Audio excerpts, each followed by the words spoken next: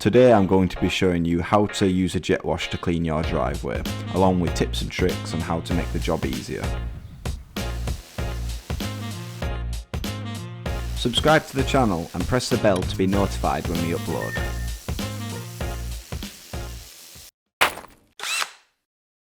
For this job I'm going to be using the STHIL RE 143 Plus.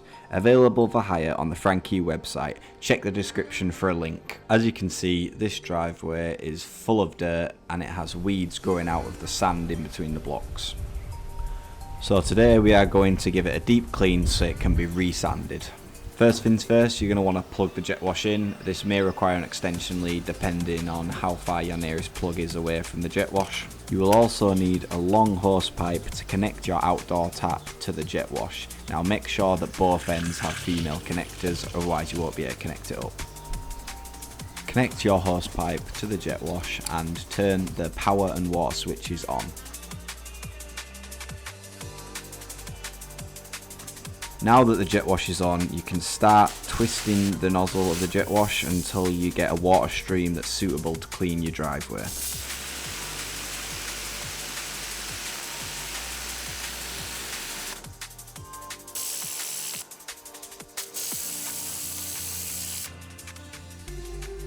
Remember, if you have a close neighbour, you need to be careful not to spray water all over their property.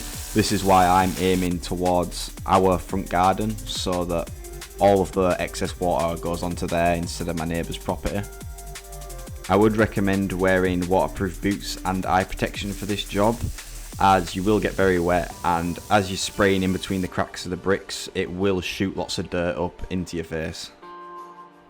So when it comes to actually cleaning your drive, I'd recommend that you stick to cleaning 1 or 2 rows of brick at once, because if you start trying to do too many rows at once, then you're not going to get as deep as a clean than if you really focus on smaller areas.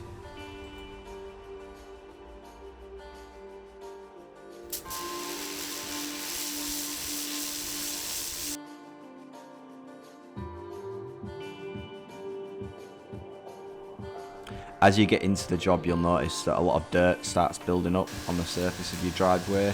Now, to get rid of this, I just sprayed the driveway at an angle with the nozzle far away from the actual blocks, and this just pushes all of the dirt off to the side.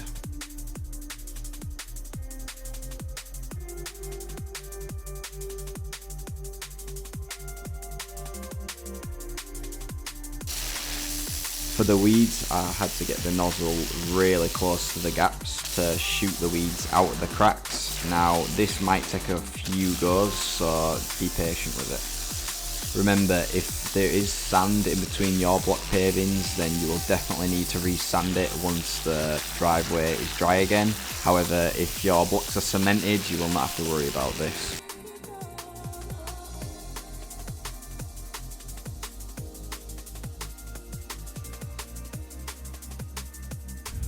So now for the before and after. As you can see, the driveway looks miles better than it was before.